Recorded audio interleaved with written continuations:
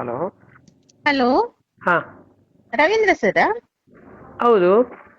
ಹೌದಾ ಸರ್, ನಮಗೆ 1 ಲಕ್ಷ ಲೋನ್ ಬೇಕಿತ್ತು. ನಿಮ್ದು ಯಾರೋ ಒಂದು ಫೋನ್ ನಂಬರ್ ಕೊಟ್ರು, ಹೌದಾ? 3%ಗೆ ಬಡ್ಡಿ ಅದು ಸಿಗ್ತದೆ ಅಂತ. ಅಲ್ಲಿ ಹತ್ತಿರನೇ ಕೂತ್ಕೊಂಡಿದ್ದ ಅವರೇ ಮಾತಾಡೋದು, ಅವರೇ ಹೇಳ್ತಾ ಇದ್ದಾರಲ್ಲ ನಿಮ್ಗೆ, ಯಾರು ಕೇಳಿಕೊಡುದಲ್ವಾ? ಯಾರು ಯಾರು ಯಾರು ನಿಮ್ಗೆ ಕೊಟ್ಟದ್ದು ಮೆಸೇಜ್? ಯಾರು ಹೇಳಿ? ಮೆಸೇಜ್ ಕೊಟ್ಟದ್ದು ಯಾರು? ಮೆಸೇಜ್ ಯಾರೋ ಹಾಕಿದ್ರು, ಇದ್ರಲ್ಲೆಲ್ಲ ಯಾವ್ದ್ರಲ್ಲಿ? ಇದಾಗ್ತಾ ಇತ್ತು. ನಿಮ್ಮ ನಂಬರ್ ಇದೆ, 3%ಗೆ ರವೀಂದ್ರ ಸರ್ ಅವರು ಇದು ಲೋನ್ ಕೊಡ್ತಾರೆ ಅಂತ, ಅದಕ್ಕೆ ಕೇಳುವ ಅಂತ ಯಾರು ಫೋನ್ ಯಾರು ಮಾಡಿದ್ದು. ಯಾರು ಹೇಳಿದಮ್ಮ? ಯಾರಪ್ಪ, ಯಾರೋ ಗೊತ್ತಿಲ್ಲ. ಯಾವ್ದ್ರಲ್ಲಿ ಬಂದದ್ದು? ಏನು ಮುಡಿಪುತ್ತಾರತೆ? ಅಂದು ಹಾ, ನಿಮಿಷ. ಅಂದು ಅಂಚ ಸಾಲ ಧರ್ಮಸ್ಥಳ ಸಂಗಡ ಪೊರೆ ತಿಂಗಳು ಪುರ ಕಂತು ಬಾಕಿ ಮಂತ ಕೊರೊಂದು ಇಜ್ಜೀರ್ ಹಾ. ಅಂಚ ಒಂಜಿ 2 ಲಕ್ಷಕ್ಕೆ ಏನ್ಗನ ಅಂದ್ ಫೋನ್ ಮಂತಿನ. ಅತ್ತಿತ್ತೆ ಸ್ಟೇಟಸ್ ಇರಗಿತ್ತೆ ಕಡಪುಡ್ನೆ ಏರಿಯನ್ನ ಮೆಸೇಜಿನ ಏರ ಕಡಪುಡ್ದಿತ್ತೇರು ಓಲ ಸ್ಟೇಟಸ್ ಡುತ್ತಿಯೇ ನಂಬರ್ ಇತ್ತಂಡ್ ಇರಗ ವಾ ಸ್ಟೇಟಸ್ ಹಿಡಿತನಮ್ಮ. ಆಯ್ತು, ಒಂಜಿ ಫೋಟೋ ಅತ್ತ ಮಾರಾರ ನಿಕ್ಲೆಗ್ ನಿಮ್ಗೆ ಸರ್ ಯಾರೀಗ ಫೋನ್ ಬರ್ಲಿಲ್ಲ ಸರ್ ಅದಕ್ಕೆ? ಯಾರ್ದು? ನಿಮ್ಗೆ ಫೋನ್ ಬರ್ಲಿಲ್ವಾ ಅದಕ್ಕೆ ಯಾರ್ದು ನೋಡಿ? ಕಾಲ್ ಬರ್ತಾ ಇದೆ ಅಮ್ಮ, ಅದಕ್ಕೆ ನಾನು ಕೇಳಿದ್ದು. ಅದೇ ನನಗೆ ನಮ್ಗೆ ಗೊತ್ತಿಲ್ಲ ಸರ್, ನಾವು ಮನೇಲಿ ಟೈಲರಿಂಗ್ ಕೆಲಸ ಮಾಡುದು, ಹಾ, ಹಾಗೆ ನಮ್ಗೆ ಸ್ವಲ್ಪ ಅವಶ್ಯಕತೆ ಇತ್ತು. ಹಾಗೆ ಈಗ ಯಾರು ನೋಡಿದ್ರು ಪೋಸ್ಟಲ್ಲಿ ಫೋನ್ ಮಾಡ್ತಾರಲ್ಲ ಸರ್, ಗೊತ್ತಾಗುದಿಲ್ಲ ಅಲ್ಲ. ಅಲ್ಲ ಹೌದೌದು, ನೀವಂದ್ರೆ ಆ ಸ್ಟೇಟಸ್ ನಂಗೊಂದು ಕಳ್ಸ್ಕೊಡಿ ಅಂತೇಳಿ. ಹಾ, ಸ್ಟೇಟಸ್ ಅದೇ ಅಂದ್ರೆ ನಮ್ಗೆ ಕಳಿಸಿದ್ದು, ನಮ್ಗೆ ರಿಲೇಷನ್ ನನ್ನ ಸಿಸ್ಟರ್ ಕಳಿಸಿದ. ಅವಳು ಬಟ್ಟೆ ಶಾಪ್ ಅಲ್ಲಿ ಕೆಲಸ ಮಾಡುದು. ಯಾವ್ದ್ರಲ್ಲಿ? ಬಟ್ಟೆ ಶಾಪ್ ಅಲ್ಲಿ, ಗಾರ್ಮೆಂಟ್ಸ್ ಅಲ್ಲಿ, ಮಂಗಳೂರಲ್ಲಿ. ಹಾ, ಹಾಗೆ ಅವ್ರು ನಮ್ಗೆ ಕಳಿಸಿದ್ದು. ಅದನ್ನು ನಿಮ್ಗೆ ನೋಡು, ಕೇಳಿ ನೋಡು, ಅದು ಪೋಸ್ಟಲ್ಲಿ ಉಂಟು ಅದ್ರಲ್ಲಿ. ಏನಂತ ಗೊತ್ತಿಲ್ಲ, ಮತ್ತೆ ನಾನ್ಸ ಬೇಕಾದ್ರೆ ನಿಮ್ಗೆ ಎಂತ ಪ್ರೂಫ್ ಏನ್ ಕೇಳ್ತಾರೆ ಅಂತ ನೋಡು ಅಂತ ಹೇಳಿದ್ರು. ಹಾ. ಅಲ್ಲ, ನನಗೆ ಆ ಸ್ಟೇಟಸ್ ಕಳ್ಸಿಕೊಡ್ಬೇಕು ನೀವು. ಅಲ್ಲ ಸರ್, ಅದೀಗ ಹಾಕದಿದ್ರೆ ಅದು ಇಲ್ಲದಿದ್ರೆ ಅದು ಹಾಕಿದವರು ಯಾರು ಹಾಗಾದ್ರೆ? ಅದನ್ನೇ ನಾನು ಕೇಳೋದು ಈಗ. ಹಾ. ಈಗ ನನಗೆ ಕಾಲ್ ಒಂದಲ್ಲ, ನನಗೆ ನಿನ್ನೆ ಒಂದು 200 ಕಾಲ್ ಬಂದಿದೆ. ಅಲ್ಲ, ನೀವು ಅವ್ರ ಹತ್ರ ಕೇಳಿಲ್ವಾ ಸರ್? ಎಲ್ಲರ ಹತ್ರ ಕೇಳ್ತಾ ಇದ್ದೇನೆ, ಎಲ್ಲರ ಹತ್ರ ನಾನು ಅದನ್ನು ಕನ್ಫರ್ಮ್ ಮಾಡ್ತೇನೆ. ನಾನು ಅದು ಸ್ಟೇಟಸ್ ಹಾಕಿದವರಿಗೆ ನಾನು ಅವರ ಮೇಲೆ ಕಂಪ್ಲೇಂಟ್ ಮಾಡ್ತಾ ಇದ್ದೇನೆ. ಹೌದು, ಹಾಗೆ ಫೇಕ್ ಹಾಕು ತಪ್ಪಲ್ವಾ ಅವರು ಸರ್? ಫೇಕ್ ಹಾಕೋದು ತಪ್ಪು. ಯಾಕಂದ್ರೆ ಇವರು ಏನಂದ್ರೆ, ನಾನು ನಿಮ್ಗೆ ಹೇಳ್ತೇನಮ್ಮ, ಹಾ. ನಿಮ್ಮ ಹೆಸರು ಅಂತ ಹೇಳಿದಿರಿ? ಅಶ್ವಿನಿ ಅಂತ. ಅಶ್ವಿನಿ. ನೋಡಿ ಅಮ್ಮ, ನಾನೊಂದು ಸೌಜನ್ಯ ಹೋರಾಟದಲ್ಲಿ ಇದ್ದೇನೆ ನಾನು. ಹಾ. ಹಾ, ಹಾ. ಹಾ. ಹಾಗಾದ್ರೆ ನಾನೊಂದು ಹೆಣ್ಣು ಮಕ್ಕಳಿಗೆ ನ್ಯಾಯ ಕೇಳೋದು ತಪ್ಪು ಸರಿಯಾ, ನೀವು ಹೇಳಿ? ಅದು ಸರಿಯಾ ಸರ್, ನೀವು ಹೇಳಿದ್ದು ಸರಿ, ಅದಕ್ಕೆ ನಾನು ಒಪ್ಕೊಳ್ತೇನೆ. ಅಲ್ವಾ? ಹಾ, ಹೌದು ಸರ್. ನಾನು ಆ ಹೆಣ್ಣು ಮಗಳಿಗೆ ನ್ಯಾಯ ಕೇಳಿದ್ದಕ್ಕೆ ಹಾ. ಫಸ್ಟಿಗೆ ನನ್ನ ಮನೆಯವರನ್ನು ನನಗೆ ಫಸ್ಟ್ 1 ಕೋಟಿ ರೂಪಾಯಿ ಆಫರ್ ಕೊಟ್ಟರು ಅವರು. ಹಾ. ನೀವು ಈ ಹೋರಾಟ ಮಾಡಬೇಡಿ, ನೀವು ಹಿಂದೆ ಸರಿಯಿರಿ ಅಂತೇಳಿ. ಹಾ. ನಾನು ಅದಕ್ಕೆ ಬಗ್ಲಿಲ್ಲ. ಹಾ. ಎರಡನೇದಾಗಿ ನನ್ನ ಮನೆಯವರನ್ನೆಲ್ಲ ತೇಜೋದೆ ಮಾಡಿದ್ರು. ನನ್ನ ಮಿಸಸ್ ಅನ್ನು, ನನ್ನ ಮನೆ ಮಕ್ಕಳನ್ನು, ಅವರನ್ನು ಇವರನ್ನು ಏನೇನೋ ಮಾಡಿ ಫೇಸ್ಬುಕ್ ಅಲ್ಲೆಲ್ಲ ತೇಜೋದೆ ಮಾಡಿದ್ರು. ಹಾ. ಅದಕ್ಕೂ ಕೂಡ ನಾನು ಬಗ್ಲಿಲ್ಲ. ಅದಕ್ಕೆ ಕಂಪ್ಲೇಂಟ್ ಕೂಡ ನಾನು ಮಾಡ್ಲಿಲ್ಲ. ಹಾ. ಸತ್ಯ ಹೇಳ್ತೇನೆ. ಹಾ. ಯಾಕಂದ್ರೆ ತಪ್ಪು ಮಾಡಿದವರು ದೇವರ ಶಿಕ್ಷೆ ಕೊಟ್ಟೆ ಕೊಡ್ತಾರೆ. ಹೌದು ಹೌದು ಸರ್, ಅದು ನೀವು ಹೇಳಿದ 100%. ಅಲ್ವಾ?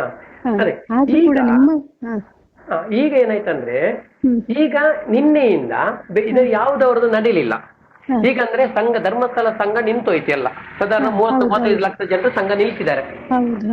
ಅವ್ರದ್ದು ಹಣ ಕೊಟ್ಟದೆಲ್ಲ, ಯಾಕಂದ್ರೆ ಎಲ್ಲ ಹಣ ಹೊರಗಡೆ ಉಂಟು, ಬರೋದಿಲ್ಲ. ಅದಕ್ಕೆ ಈಗ ಇವರ ಪ್ಲಾನಿಂಗ್ ಏನಂದ್ರೆ, ಇದೇ ತರ ಏನಂದ್ರೆ, ಈಗ ನನ್ನನ್ನು ಈ ತರ ಮಾಡ್ಕೊಂಡು ಎಲ್ಲ ಪಬ್ಲಿಕ್ ಮಾಡಿ ನನ್ನನ್ನು ಇದರಲ್ಲಿ ನಾನು ತೇಜೋದೆ ಮಾಡ್ಬೇಕಂತ ಉದ್ದೇಶದಲ್ಲಿ ಇದ್ದಾರೆ ಅವರು. ಹಾಗೆ ಮಾಡಿದವರು ತಪ್ಪಲ್ವಾ ಸರ್? ನೋಡಿ, ಈಗ ನೀವು ನೋಡಿ, ನಿಮ್ಮನ್ನು ಮಾತಾಡೋದು ನಂಗೆ ಗೊತ್ತಾಯ್ತು. ನೀವೊಂದು ಮನೆಯಲ್ಲಿ ಇದ್ದವರಂತ ಗೊತ್ತಾಗ್ತದೆ. ಯಾಕಂದ್ರೆ ಇದಕ್ಕೆ ಮುಂಚೆ ಒಂದು 3-4 ಜನ ಮೇಡಮ್ನವ್ರು ಕಾಲ್ ಮಾಡಿದ್ರು. ಅವರು ಉಲ್ಟಾ ಮಾತಾಡ್ತಾರೆ. ಅವಾಗ ನಂಗೆ ಅರ್ಥ ಆಯ್ತು, ಮಾತಾಡೋಗ್ಲೇ ಗೊತ್ತಾಯ್ತು. ಗೊತ್ತಾಯ್ತಾ?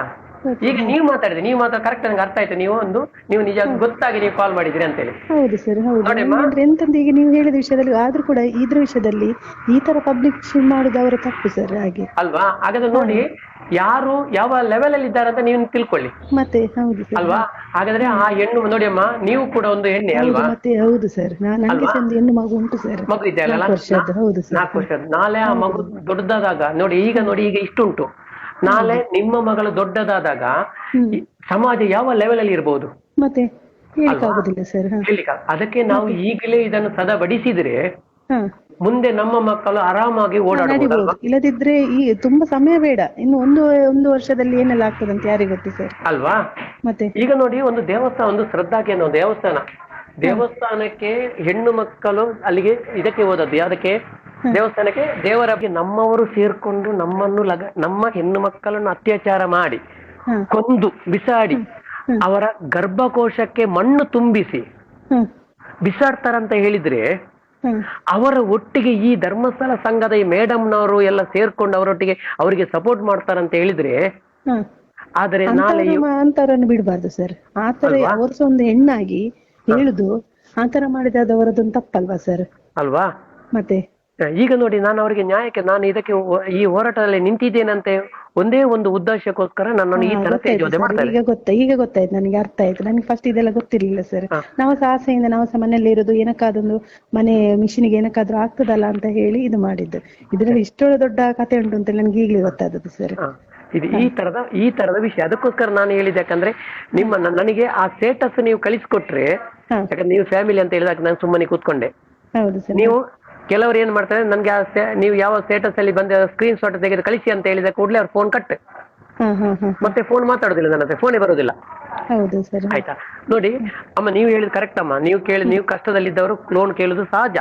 ನೋಡಿ ಅಮ್ಮ, 3% ಲೋನ್ ಎಲ್ಲಿ ಕೂಡ ಸಿಗುದಿಲ್ಲ ಈ ಕಾಲದಲ್ಲಿ ಸರ್. ಅದೇ ನನ್ಗೆ ಒಮ್ಮೆ ಆತರ ಆಯ್ತು, ಫೇಕ್ ಆಗಿರ್ಬೋದು, ನೋಡುವ ಮಾತಾಡಿ ನೋಡುವ ಏನ್ ಹೇಳ್ತಾರೆ ಅಂತ ಹೇಳಿ ಫೋನ್ ಮಾಡಿದೆ ಸರ್. ನಾನು ಕೂಡ ಇಲ್ಲಿ ಅವರು ಮಂಗಳೂರು ರವಣಿ. ನಾನು ಹೌದು ಸರ್. ನಾನು ಮುಡಿಪು ರವೀಂದ್ರ ಶೆಟ್ಟಿ ಅಂತ, ನಂದು ಯೂಟ್ಯೂಬ್ ಅಲ್ಲೆಲ್ಲ ಬರ್ತದೆ ನೋಡಿ, ವಿಡಿಯೋ ಬರ್ತಾ ಇದೆ. ಗೊತ್ತಾಯ್ತು ಸರ್. ನೋಡಿದೆ.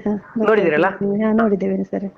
ಇದೇ ವಿಷಯ ಗೊತ್ತಾಯ್ತಾ? ಇದೇ ತರ ನೋಡಿ, ಈಗ ನೀವು ಮಾತಾಡ್ತಾ ಇರುವಾಗ ನಂಗೆ ಕಾಲ್ ಬರ್ತಾ ಇದೆ ನೋಡಿ ಈಗ. ಹೌದು ಸರ್. ಯಾಕೆಂದ್ರೆ ನೀವು ಅದನ್ನ ಬಿಡ್ಬೇಡಿ, ಯಾಕೆಂದ್ರೆ ಇದೀಗ ನಿಮ್ಮ ಇದೊಂದು ಹೆಸರು ಹಾಳು ಮಾಡಿದಾಗ ಆಯ್ತಲ್ಲ ಸರ್. ನನ್ಗೇನು ಬೇಜಾರಿಲ್ಲ. ಯಾಕೆ ನೋಡಿ, ಇನ್ನೊಂದು ಹೇಳ್ತೇನಮ್ಮ. ಈಗ ನೋಡಿ, ನಿಮ್ಗೆ ನಾನು ಹೇಳಿದೆ, ನಿಮ್ಗೆ ಅರ್ಥ ಆಯ್ತು ಹೌದು ಸರ್. ಈಗ ಅರ್ಥ ಆಯ್ತಲ್ಲ? ಈಗ ನೋಡಿ, ನೀವು ಕೂಡ ಇನ್ನು ಬರುವಾಗ ನೀವು ಕೂಡ ಸ್ವಲ್ಪ ಜಾಗ್ರತೆ ಮಾಡ್ಕೊಳ್ತೀರಿ. ಹೌದು ಅಲ್ವಾ? ನೋಡಿ, ನಾವು ಎಲ್ಲರೂ ಏನ್ ಮಾಡ್ಬೇಕಂದ್ರೆ ಆ ಹೆಣ್ಣು ಮಗ, ಯಾಕಂದ್ರೆ ಆ ಹೆಣ್ಣು ಮಗಳು ನಿಮ್ಮ ತಂಗಿ ಅಂತ ತಿಳ್ಕೊಳ್ಳಿ, ಮತ್ತೆ ನಿಮ್ಮ ಮನೆಯವರಂತ ತಿಳ್ಕೊಳ್ಳಿ, ಅಲ್ವಾ? ನಿಮ್ಮ ಮಗಳಂತ ತಿಳ್ಕೊಳ್ಳಿ. ನಿಮ್ಗೆ ವಯಸ್ಸಾಗಿದ್ರೆ ಮಗಳಂತ ತಿಳ್ಕೊಳ್ಳಿ. ಆ ಹೆಣ್ಣು ಮಗಳಿಗೆ ಈಗಿನ ವಯಸ್ಸಂದ್ರೆ, ಅವಾಗ ಆ ಹೆಣ್ಣು ಮಗಳಿಗೆ 18 ವರ್ಷ.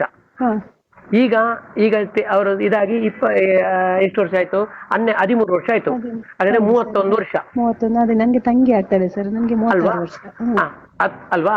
ಲೆಕ್ಕ ಮಾಡಿ, ನಿಮ್ಮ ತಂಗಿ ಅಂತ ತಿಳ್ಕೊಳ್ಳಿ. ಆ ಜಾಗ ನೀವು ಅಕ್ಕನ ಸ್ಥಾನದಲ್ಲಿ ನಿಂತು, ಅವಳನ್ನು ತಂಗಿಯ ಸ್ಥಾನದಲ್ಲಿ ನಿಂತು, ನಿಮ್ಮ ತಂಗಿ ನಿಮ್ಮ ಎದುರಲ್ಲಿ ಈ ತರ ಪರಿಸ್ಥಿತಿಯಲ್ಲಿ ಬಿದ್ದಿದ್ರೆ ನೀವೊಂದು ಅರ್ಥ ಮಾಡ್ಕೊಳ್ಳಿ ಅಮ್ಮ. ಅದನ್ನು ಸ್ವಲ್ಪ ನೀವು ತಲೆಗೆ ತಗೊಳ್ಳಿ, ಏನಾಗ್ತದೆ ನೋಡಿ ಅಂತ. ಅಲ್ವಾ? ಕರೆಕ್ಟ್ ಅಲ್ಲಮ್ಮ? ಮತ್ತೆ ನೋಡಿ ಅಮ್ಮ, ನಾನು ರಕ್ತ ಕುದಿಯುವುದಿಲ್ವಾ ಸರ್? ಕುದೀತಲ್ಲಮ್ಮ. ಅದು ನಿಮ್ಮ ಮಗಳಲ್ಲ, ನಿಮ್ಮ ತಂಗಿನಲ್ಲ, ಯಾರ್ದೋ ಒಂದು ಹೆಣ್ಣು ಮಗಳು.